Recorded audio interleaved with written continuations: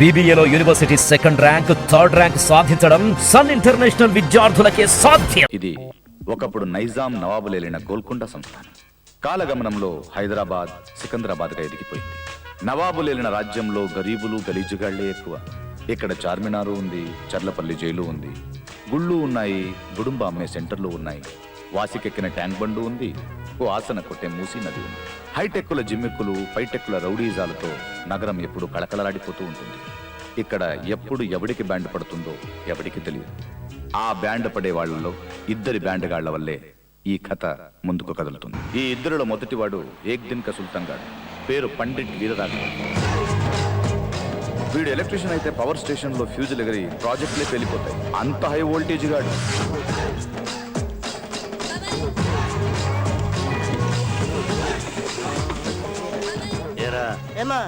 బయట నుంచి నేను కనిపిస్తున్నానా? లోపల నుంచి నేను కనిపిస్తున్నా? నీ తొక్కలో పర్సనాలిటీకి నీ కిందికి దిగాల. అరగంట నుంచి చూస్తున్నాను నీ జుడ్డి ఫేసు, ఆ తల దువ్విందే దువ్వుతున్నావు. ఏరా, ఇదేమైనా మొబైల్ మంగళ షాప్ అనుకున్నావా? ఎవడంటే వాడొచ్చి కారు అద్దంలో తల దూకోవడానికి పోరా. ఓకే, పండిట్ వీరరాఘవ టైప్ ఇది. వీడి బ్లడ్ గ్రూప్ ABO కాదు, P. P అంటే పామ్. అందుకే కదిలిస్తే బుస కొడతాడు, ఎదిరిస్తే మనిషినే కొడతాడు. భూటాన్, ఒరిస్సా, రాజస్థాన్ అన్ని స్టేట్ల లాటరీ టికెట్లు కొన్నాను. సింగిల్ నెంబర్ కూడా తగలేదే. అరే నాయన, అదృష్టం బాగుంటే తగులుతుంది. నా అదృష్టం గురించి నీకెందుకురా? నీ అదృష్టం గురించి చూసుకో. నీ నసీబ్ బాగుంటే నువ్వు లాటరీ టికెట్లు ఎందుకు అమ్ముతావు? నా అదృష్టం గురించి రాజస్థాన్, భూటాన్, అస్సాం లాటరీ రావాలి రావాలి. పండిట్ రాఘవ గారు, నిన్ను ఉద్యోగంలో పెట్టుకున్నప్పటి నుంచి నేను LS కి పోయా, MS కి పోయా, PS కి పోయా, KS కి పోయా, CS కి పోయా. సి అంటే ఏమిటి సార్? తగనాకి పోయా. ఎం అంటే ఎం అంటే ఏమిటో అర్థమైంది, ఎల్ అంటే ఏమిటో అర్థమైంది, P అంటే అర్థమైంది. ఇష్టం వచ్చాడు మాట. నీకు పెద్ద రెస్పెక్ట్ కూడానా? వేలు వేలు ముడు, ఆ ముడిసా, ఏలు ముడిసా, సగ ముడిసా, కాలు ముడిసా, ఎరగ ముడిసా, తోటగా ముడిసా, తమరెళ్ళిపోతే వెళ్ళిపోతే ముడుచుకోవడం కాదు, మూసుకుంటాం, మొత్తం మూసుకుంటాం. నువ్వు మారవయ్యా, మారవ్. అకౌంట్స్ రాసే పద్ధతి ఇదేనా? నా పర్సనల్ ఖర్చు కూడా ఇందులోనే రాయాలా? సార్, ఆఫీస్ డబ్బుతో మీ ఇంటికి ప్లాస్మా టీవీ కొన్నారు, మీ సెకండ్ ఫ్యామిలీకి DVD కొన్నారు. నేను పండిట్ని, న్యాయంగానే ఉంటాను. ఏదైనా ఖర్చు కదా సార్. Useless fellow. మళ్ళీ రాయ్. సార్, ఏమిటి సార్ ఇది? వారం రోజులు సిన్సియర్గా కష్టపడే అకౌంట్స్ రాస్తే 1 సెకండ్లో జించేశారు. నేను జించలేనా? ఈ ఏక్ దిన్ కా సుల్తాన్ గాడు మరీ స్ట్రైట్ ఫార్వర్డ్. ఏ ఉద్యోగం సరిగా చేసి చచ్చింది లేదు. 14 ఏళ్లలో పిల్లి ఇళ్లు మార్చినట్టు వీడు 28 ఉద్యోగాలు మార్చాడు. కొంప ముంచావు కదయ్యా. ఈ కొట్లాటంటే నాకు ఇష్టం ఉండదు. సర్లే, ఏడిసినట్టే ఉంది కానీ ఇంటికి వచ్చి డబ్బులు ఇచ్చాడు. నీకేంటయ్యా, చాలా నిజాయితీ పరుడివి, సిన్సియర్ గా కష్టపడి పనిచేస్తావు. ఎన్ని ఉద్యోగాలు మారితే నీకేంటి? మరి నాకు ట్యాక్సీ తీసుకోవయ్యా, తీసుకో. కానీ ఒక్క షరతు, నాకు 2 ట్యాక్సీలు 2 ఫ్యామిలీలు ఉన్నాయి. ఏ ఒక్క ట్యాక్సీ ఫెయిల్ అయినా ఓ ఫ్యామిలీ ఫెయిల్ అవుతుంది. సార్, నాదో చిన్న డౌట్. ఏమిటి? నేను సింగిల్ ఫ్యామిలీ నడపడానికి ఎడారిలో యమహా నడిపెట్టుంది. మీరు డబుల్ ఫ్యామిలీస్ ఎలా మెయింటైన్ చేస్తున్నారు? ఏం చేస్తామయ్యా, ఒకటి శాపం ఒకటి పాపం. అయినా నీకు కావాల్సింది ట్యాక్సీ అయినా సెకండ్ వైఫా? సారీ సార్, నాకు ట్యాక్సీ కావాలి. ఇదిగో తీసుకో. థ్యాంక్ యూ సార్, మీ మేలు జన్మలో మర్చిపోలేను. కూర్చో. మేలు మాట దేవుడు ఎరుగు. ఏ రోజు వద్ద ఆ రోజు సిన్సియర్ గా స్ట్రిక్ట్ గా కట్టాలి. నేను చాలా స్ట్రిక్ట్. అద్దె సంగతి మర్చిపోండి సార్. పండిట్ పంట పండి ఇన్నాళ్ళకి ఓ టాక్సీ దొరికింది. ఆ టాక్సీ నంబర్ 1144. అందులో 1 కొట్టేస్తే 144, అంటే 144 సెక్షన్. వీడిని ఎవడైనా కదిలిస్తే డబుల్ కర్ఫ్యూ పెట్టినట్టే.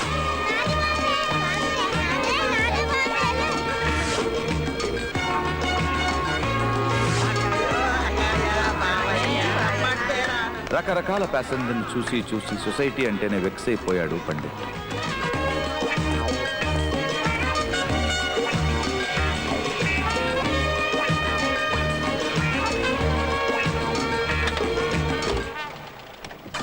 హాయ్ పండిట్, ఏంటి విశేషాలు? నేనేమన్నా టీవీ ఛానల్ నడుపుతున్నానా? విశేషాలన్నీ కలెక్ట్ చేసి చెప్పడానికి. అదే, ఎలా ఉన్నావని. అరే, చూస్తున్నావు కదా, మళ్ళీ అడుగుతావు ఎందుకు? సరే గాని బేరాలు ఎలా ఉన్నాయి? నీ బేరాల సంగతి నాకెలా తెలుస్తుంది చెప్పు. నేను అడిగేది నీ బేరాల గురించి. రోజు టాక్సీకి విసిగిస్తావేంటి? పండిట్, కారాపు. ఏంటి పండిట్, కారాపమంటే ఆపలేదు? ఆ పప్పుగాడు పెద్ద పిప్పిగాడు. ఫాల్స్ ప్రెస్టీజ్ కోసం చాలా మంది కార్లు కొంటుంటారు కదా, అలాగే వాడు కొన్నాడు. వాడి జేబులో చిల్లర ఉండదు, ఇంజన్లో డీజిల్ ఉండదు. వాడు నమ్ముకుంటే 2 రకాలుగా చెడిపోతావు. వెయిటింగ్ లో ఉంది, కనీసం ఇక్కడే ఆపు. ఏంటి పండిట్ వీళ్ళు కూడా ఆ పప్పు లాంటి వాళ్ళేనా? ఆ పప్పుగడే నయం, వీడు తుప్పుగడు. వాళ్ళలో ఒక్కడి దగ్గరే డబ్బులుంటాయి, మిగతా వాళ్ళు ఫ్రీగా పే కట్టాడుకుంటారు. పద పద. నీ పద్ధతి చూస్తుంటే నా బిజినెస్ అంతా దెబ్బ కొట్టేలా ఉన్నావే. ఇన్కమ్ ట్యాక్స్ వాళ్ళే నీ బిజినెస్ దెబ్బకొట్టలేరు, నేను కొడితే ఆగే బిజినెస్ అనేది. పండిట్ నాకు చిన్న డౌట్. ఏంటిది? ఈ ప్రపంచంలో నీకెవరు మంచి వాళ్ళలా అనిపించరా? ఏది మంచి, ఎవరు మంచి? నువ్వు చేస్తున్నది మంచి పనే, నీ దగ్గరకు వస్తున్న వాళ్ళు చేస్తున్నది మంచి పనే, నేను చేస్తున్నది మంచి పనే. ప్రతివాడు ఇంట్లో నుంచి మంచి పని చేయాలని బయలుదేరతాడు, చెడిపోయి రాత్రికి ఇంటికి చేరతారు. అందరూ మంచి వాళ్ళైతే అంతా మంచి జరిగితే ఈ దేశం ఎందుకు అప్పుల్లో ఉంటుంది? నువ్వెందుకు ఆ పని చేస్తావు, నేనెందుకు ఈ పని చేస్తాను? ప్రతివాడు దేశాన్ని. అర్థమైందా? వీడిలో ఓ సఫరర్, ఫిలాసఫర్, అన్నిటితో కలిపి ఒక లోఫర్ కూడా ఉన్నాడు. ఈ ఏక్ దిన్ కా సుల్తాన్ గాడికి ఒక సీక్రెట్ చాప్టర్ ఉంది. తన ఎల్ఐసి ఏజెంట్ అని పెళ్ళాం దగ్గర అబద్ధం చెప్పి నమ్మించేశాడు. కానీ వీడు చేసేది టాక్సీ డ్రైవర్ ఉద్యోగమని, మీటర్ మీద ఫ్యామిలీ నడిపేస్తున్నాడని ఆ ఇల్లాలికి తెలియదు. పాపం ఈ పిల్ల తులసి మొక్క, గోమాత, పేరు జానకి. ఈ ఇల్లాలు చాలీని చిల్లరతో సహనంగా ఇల్లు గడుపుతోంది. ఏదైనా పనికి వెళ్లి ఇంట్లో డబ్బుకు ఇబ్బంది లేకుండా చూడాలనుకుంటుంది. కానీ ఈ మూర్ఖుడు ఆమె ఎక్కడా పని చేయకూడదని ఆర్డర్ వేశాడు. వీడి కొడుకు బాపులా బొమ్మలు వేయాలని పెన్సిళ్లతో కుంచులతో కుస్తీ పడుతుంటాడు. వీడేసిన బొమ్మలన్నీ వాళ్ళ డాడీ ఆఫీస్లో తగిలించుకోవాలనుకుంటాడు. కానీ ఈ చైల్డ్ బాబుకు తెలియదు వీడి బాబు ఈ పెయింటింగ్స్ ని క్యాబిన్ లో కాదు, టాక్సీ డాష్ బోర్డ్ మీద అతికిస్తున్నాడని.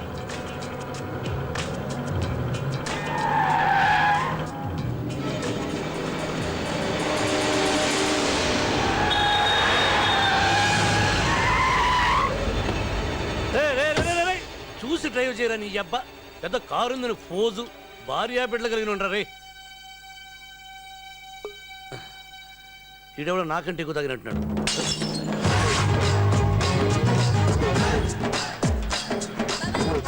ఈ ఏక్ దిన్ కా సుల్తాన్ గాడు రోజంతా టాక్సీ నడుపుతుంటాడు.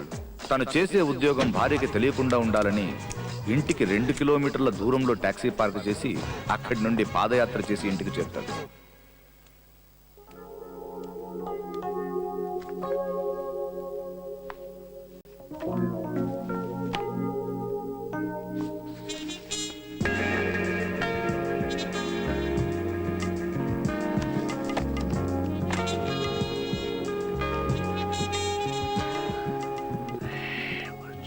ఏంటి తాగేవా? శనివారం కదరా, తక్కువే తాగా. మరెందుకు ఇంత లేట్ అయింది? ఓటిరా, ఓవర్ టైం చేసి వస్తున్నాను రా, ఓవర్ టైం. అందరూ ఓవర్ టైం చేసి ఎక్కువ డబ్బు సంపాదిస్తున్నారు. ఏ ఆదాయం లేకుండా నువ్వెందుకు ఓవర్ టైం చేస్తున్నావో అర్థం కావడం లేదు. బుజ్జి, ఇప్పుడు ఈ లెక్కలన్నీ అవసరమారా? ఇక్కడేమో కిరాణా కొట్టు సెట్టు బిల్లు పెరిగిపోతుంది. అబ్బబ్బా, నేను ఎప్పుడు పక్కలోకి వచ్చిన సెట్టిగాడు గుర్తొస్తానంటే నీకు కొంపదీసాడుతో కనెక్షన్ ఏమైనా పెట్టుకున్నావా? ఆ పని చేస్తే ఇంట్లో సరుకులకి ఏ లోటు ఉండేది కాదు. కరెంటు బిల్లు కట్టకపోతే కరెంటు కట్ చేస్తారు. సే ఇవన్నీ చెప్పి ఇప్పుడు నా కరెంట్ కట్ చేయదు. మంచి మూడ్లో ఉన్నాను రా. ఇప్పుడు ఆ మూడ్లోకి వెళ్ళి రేపు చూసుకుందాం. రేపు ఎన్నని చూస్తావు? అద్దె కట్టాలి, బాబుకి ఫీజు కట్టాలి. రేపు మాత్రం డబ్బులు ఎక్కడి నుంచి తెస్తావు? డబ్బు డబ్బు డబ్బు ఇంట్లో ఉన్నా బయటకు వెళ్ళినా ఆడదానికి డబ్బే కావాలి. బయట కూడా ఎవరైనా డబ్బులు అడుగుతున్నారా? అంత అదృష్టం కూడానా? ఈ సుఖం ఏదో బయట అనిపించినా బాగుండేదిరా. ఇంట్లో ఆడదానికే దిక్కులేదు, బయట ఆడదాన్ని ఏం సుఖ పెడతావు? అక్కడ కూడా మీటర్ కట్ అయిపోతుంది. భలే జోకే. పీకిన క్లాస్ చాలు, పడుకో. మరి బాకీలు? బాకీలు ఈ జనంలో తీరుద్దాం, సుఖాలు వచ్చే జనంలో నవ్విద్దాం. గొరకబెట్టి దప్పడు మూసుకొని గురుకురని పడుకో.